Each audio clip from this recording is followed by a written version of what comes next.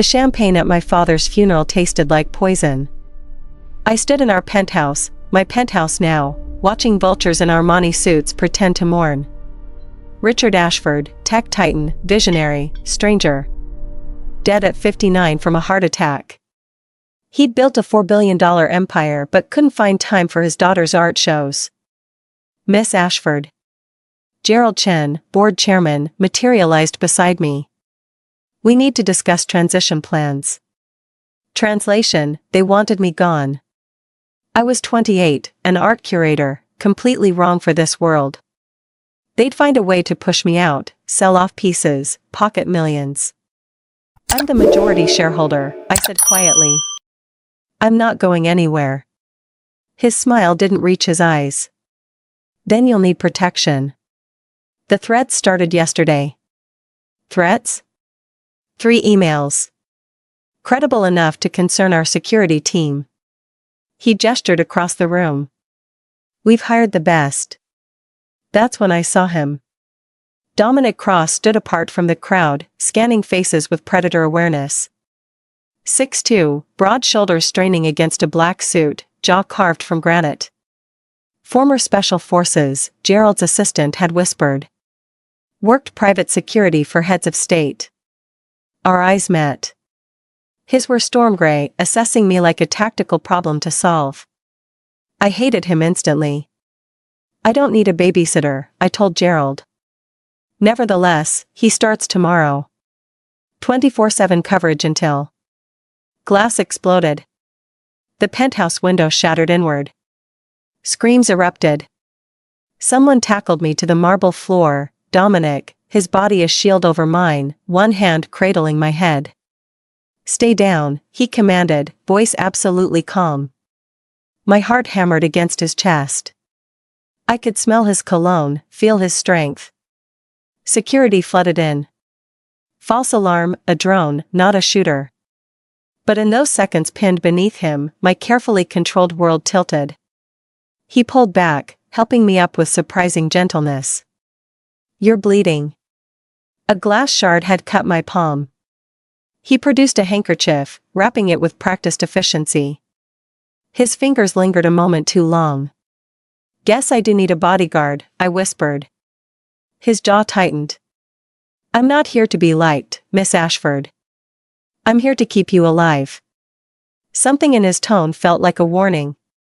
Not about external threats. About him. 3 weeks. That's how long it took for Dominic Cross to become the air I breathed. He was everywhere. Outside my bedroom. In the car.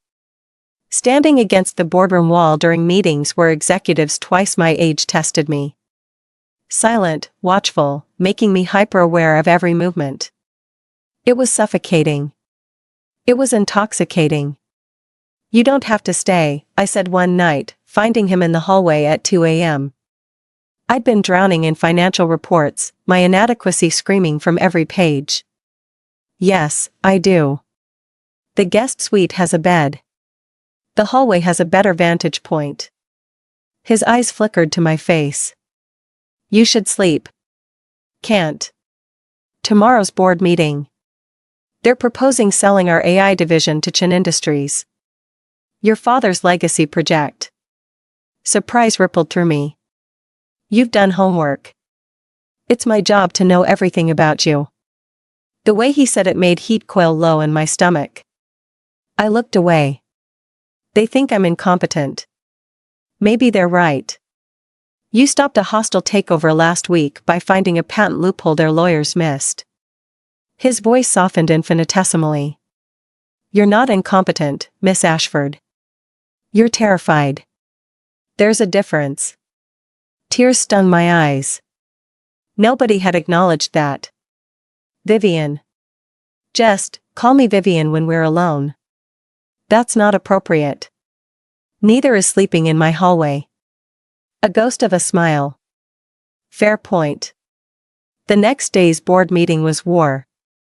Marcus Chen, Gerald's nephew, old money, shark eyes, led the charge. But I'd spent all night preparing. When I presented alternative projections showing the AI division's 5-year value, I watched realization dawn. I wasn't rolling over. Motion denied, I said, voice steel. Next agenda item. Afterward, Dominic was waiting by the car. Well done. Those 2 words from him meant more than the board's grudging respect. Our eyes held. Something passed between us, unspoken and dangerous. His hand reached out, almost touching my face, then dropped. We should go, he said roughly. But in the car, our fingers brushed on the seat between us. Neither of us pulled away. That night, I dreamed of storm-gray eyes and fell asleep to the knowledge that he was just outside my door. Protecting me. Destroying me. The charity gala was supposed to be simple. Smile, write checks, avoid scandal. Instead, it became the night everything changed. I wore emerald silk that clung to curves I usually hid beneath power suits. Dominic's reaction when I emerged, that fractional widening of his eyes, the way his gaze traced my collarbone before he caught himself, made the designer price tag worth it. You look. He cleared his throat. The car's ready. At the gala, Marcus Chin found me immediately. Vivienne. Stunning. His hand settled on my lower back, possessive. Dance with me? Across the room, Dominic's jaw clenched. Marcus was everything I should want. Yale-educated, board-approved, born into wealth. We moved across the floor while he pitched his vision for merging our companies. We'd be unstoppable together, he murmured. I felt nothing. Just cold calculation behind his charm. Then the room tilted. My champagne. Something was wrong. The floor rushed up. Arms caught me. Not Marcus. Dominic, somehow crossing the ballroom in seconds. I've got you. Everything blurred. He carried me past gasping crowds to a private room, laying me on a couch with devastating gentleness. His hand checked my pulse, brushed hair from my face. Someone spiked your drink, he said, fury barely controlled. Did you see who? I shook my head. Couldn't focus. Just his face above mine, those storm eyes full of something that looked like fear. Stay with me, Vivienne. My name. He'd finally said my name. I feel safest with you, I whispered. His expression cracked. That's my job. But his hand cupped my face, thumb stroking my cheek. The moment stretched, gravitational. He leaned closer. I stopped breathing. Then his phone buzzed. Security. He pulled back like I'd burned him. I need to find who did this. Later, after hospital tests confirmed Rohypnol, after police statements and security footage reviews, he drove me home in silence. At my door, he finally spoke. This can't happen. What can't? You know what? His voice was raw. I'm your employee. You're my assignment. The lines are already crossed, I finished. We both know it. Miss Ashford. You called me Vivienne tonight. You can't take that back. He stared at me like I was quicksand pulling him under. Then turned and walked to his post. But everything had changed. The aftermath was exquisite torture. Every accidental touch became electric. Every glance held volumes. We were 2 people pretending normalcy while drowning in awareness of each other. During a security drill, Dominic demonstrated defensive techniques. If someone grabs you from behind, his arms encircled me, professional. You drop your weight, use their momentum. But when I twisted as instructed, we ended up pressed against the wall. His chest against my back. His breath on my neck. Neither of us moved. Like that, he said, voice strangled. I turned my head. Our faces were inches apart. Dominic. He released me like I was fire. The real test came during a site inspection at our manufacturing plant. Protesters blocked the entrance, corporate sabotage, we'd learn later. Suddenly, gunshots. Dominic shoved me into the car, covered my body with his as our driver peeled away. We ended up in a safe room. Reinforced walls, no windows, emergency supplies. Waiting for all clear from his team. Hours stretched. In the dim light, walls crumbled. "Tell me something real," I whispered. "Not boss and bodyguard. Just you." Silence. "Then, I was married once. She died because I couldn't protect her. IED in Kabul. I was supposed to be there." His voice cracked. "I'm terrified of failing again." I reached for his hand in the darkness. "You won't. You can't promise that. Neither can you. But you're here anyway." His fingers laced with mine. We sat like that, intimate in ways that had nothing to do with physical contact. He told me about growing up poor in Detroit, joining the military to escape. I confessed my loneliness, how money had been a wall between me and genuine connection. "I see you," he said finally. "Not the heiress.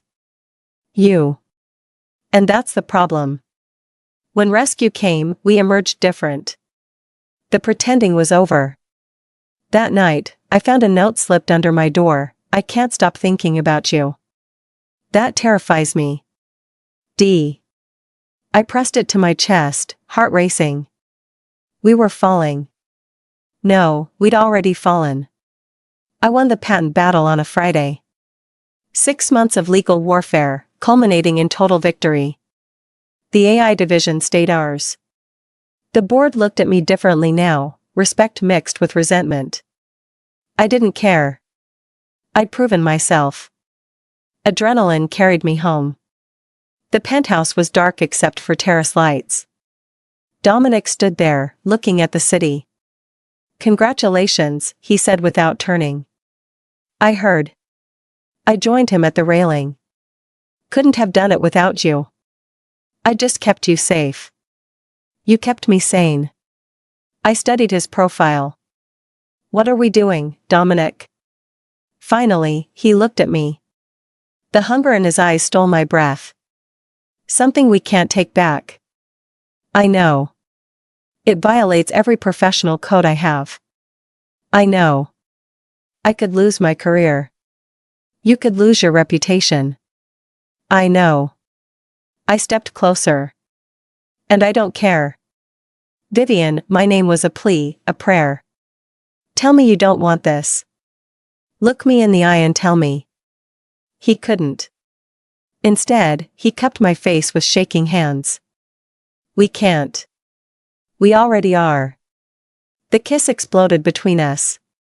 Months of denial detonating into desperate need.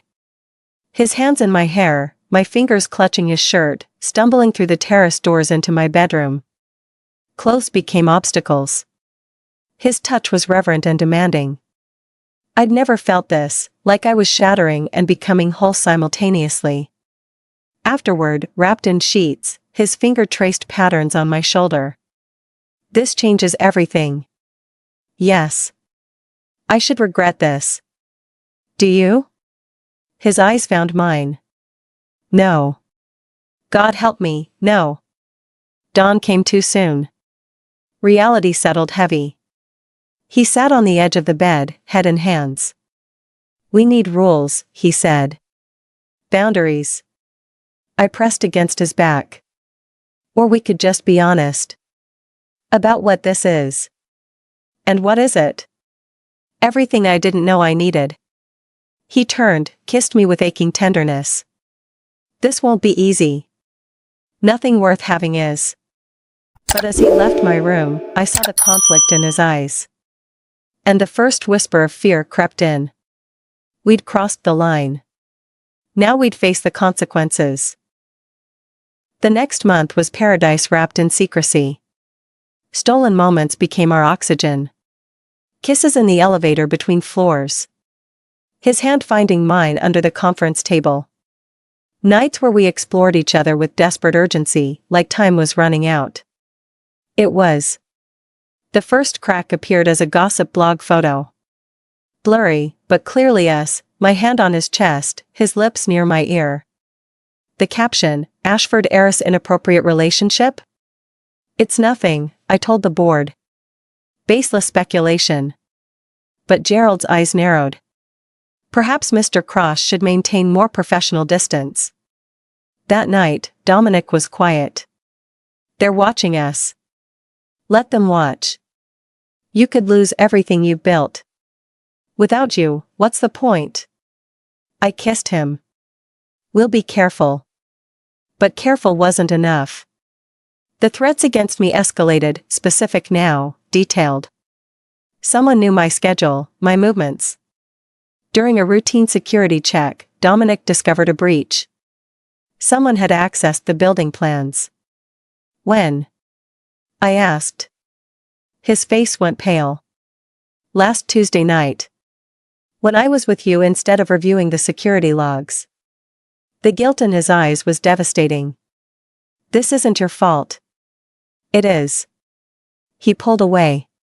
Someone could have gotten to you because I was distracted. Because I chose you over doing my job. Dominic. I lost someone before because I wasn't focused. I can't, his voice broke. I can't survive losing you. That night, he slept in the guest suite. The message was clear, duty over desire. I found him on the terrace at dawn. Running away doesn't protect me. Neither does this. He gestured between us. They're using us against you. The board is building a case. And whoever's threatening you is getting bolder because I'm compromised. So what are you saying? His jaw clenched. I'm saying we were fools to think this could work. My heart cracked. You're giving up? I'm choosing your life over my happiness. Someone has to. Before I could respond, his phone rang. His team leader. Another threat, this one included photos of us together. The poison had finally reached paradise. The board called an emergency meeting Monday morning. I walked in knowing it was an ambush. Gerald, Marcus, the senior executives, all arranged like a firing squad. Miss Ashford, Gerald began. We've become aware of your relationship with your security detail. My personal life is covered under the morality clause in your executive contract, Marcus interrupted, sliding papers across the table. Inappropriate relationships with subordinates constitute grounds for removal. My blood ran cold. You're bluffing. We're protecting the company. Gerald's tone was almost gentle. End the relationship, or we vote you out. You have 48 hours. I stormed out, finding Dominic in the hallway. Did you know about this? His face told me everything. I heard rumors. And you didn't tell me? Because I already made my decision. He handed me an envelope. Resignation letter. Transfer request to another client. Effective immediately. You can't be serious. This is the only way to protect you.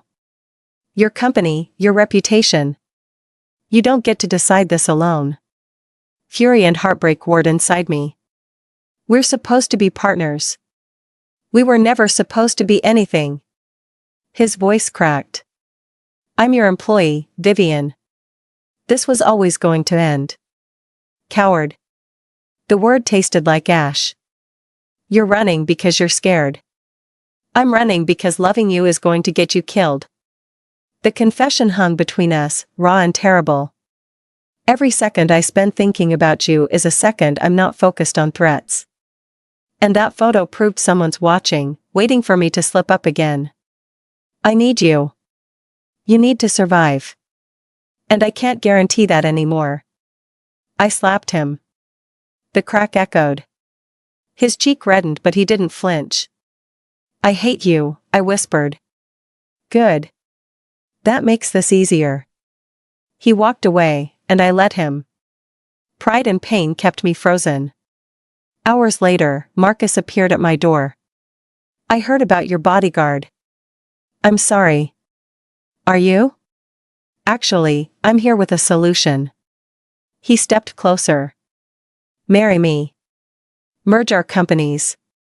The board backs off, the threats stop, and you keep your empire. A business arrangement. The best ones always are. His smile was calculated. Think about it, Vivienne.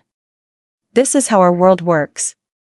After he left, I stood at the window overlooking the city I'd fought to claim. Without Dominic, it all felt hollow. I accepted Marcus's courtship. Not his proposal, not yet. But I played the part. Dinners at exclusive restaurants, his hand on my back for the cameras, smiling through conversations that meant nothing. Inside, I was dying. The board approved. The gossip blog celebrated. Even the threats seemed to quiet. Everything was falling into place. Except me. I threw myself into work, expanding the company with ruthless efficiency. If I couldn't have love, I'd have legacy. But at night, I stared at the ceiling remembering storm-gray eyes and whispered promises. Dominic was gone. Protecting some tech CEO in California. Living the life he chose over me. Then my private investigator called. I'd hired him secretly, needing answers about the threats. Miss Ashford, you need to see this. The evidence was damning. The threats weren't random. They were orchestrated by Gerald Chen, an elaborate scheme to destabilize my leadership, terrify me into compliance, and eventually force a buyout that would make him billions. Marcus knew. He was complicit. The engagement party was their endgame. Announce our union, finalize the merger, and push me into a figurehead role. I sat with this knowledge, calculating my next move. Trust no one. Plan everything. My phone buzzed. Unknown number, Vivienne, it's Dom. I need to talk to you. It's urgent. My heart stopped. I called back immediately. Where are you? His voice was sharp, urgent. Home. Why? The threats aren't over. They're escalating. My former team leader found evidence of an assassination plot at your engagement party. This was never about scaring you. They want you dead. I know about Gerald. I have proof. Then you're in immediate danger. If they know you know, Vivienne, I'm coming back. Don't go anywhere alone. Don't trust anyone. Dominic. I never should have left. That was the biggest mistake of my life. The line went dead. I stood alone in the penthouse that suddenly felt like a trap, realizing the endgame was coming. And I had to decide, empire or survival. The engagement party was at Gerald's estate. 200 guests, champagne fountains, and a death trap. I wore white, Marcus's choice. Smiled for cameras. And waited. Dominic appeared like a ghost, pulling me aside. Security's compromised. Gerald's men are everywhere. We need to leave. Now. No. I showed him my phone, recordings, documents, everything I'd gathered. We end this tonight. Public, witnessed, no escape. His eyes widened. Vivienne. Gunshots shattered the night. Chaos erupted. Guests screamed. Dominic's team flooded in, he'd brought reinforcements. Men in tactical gear surrounded us as Marcus's true security forces revealed themselves. It was a coup. Dominic moved like lethal poetry, clearing a path.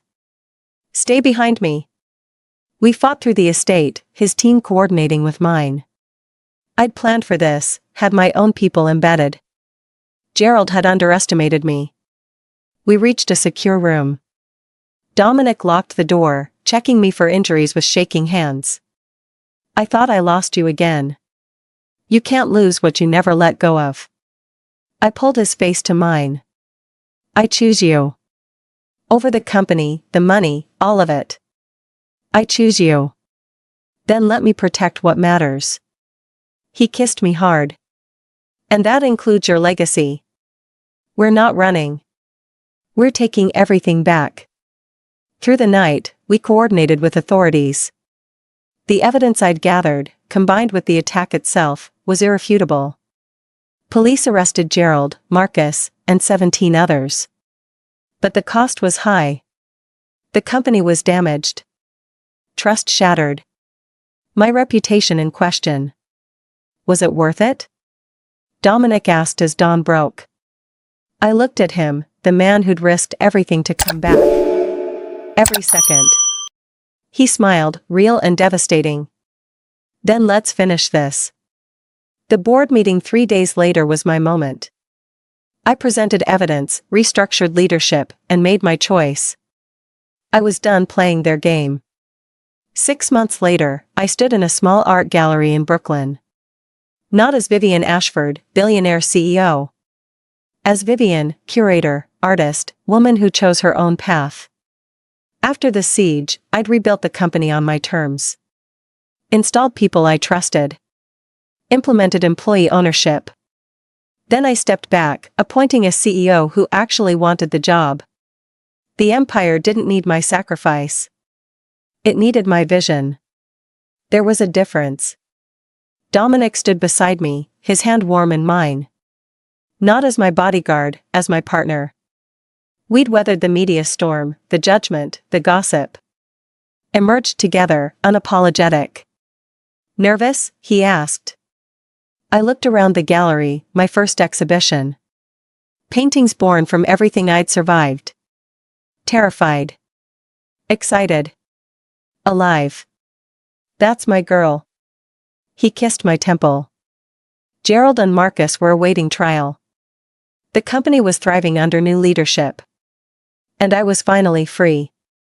Not free of responsibility, I still served on the board, guided major decisions. But free of the cage I'd inherited. Free to build a life that was actually mine. A patron approached, praising my work. Dominic stepped back, letting me shine. No longer protecting me from threats, but standing beside me as I faced the world. Later, we walked through Brooklyn, anonymous and perfectly content. Any regrets? I asked. He stopped, cupped my face. Only that I wasted time thinking duty meant anything without you in it. Protecting you isn't my job anymore. Loving you is my choice. Every day. I kissed him, tasting forever in that moment. The heiress who'd had everything finally had what she actually wanted, love without conditions, partnership without power plays, a future built on choice instead of obligation. Come on, I said, pulling him toward our brownstone. Not a penthouse. Home. I want to show you the piece I've been working on. Another secret? No more secrets. Just us. Just this. We walked into the future together, leaving the empire behind but carrying forward what actually mattered. In the end, I didn't lose anything. I gained everything.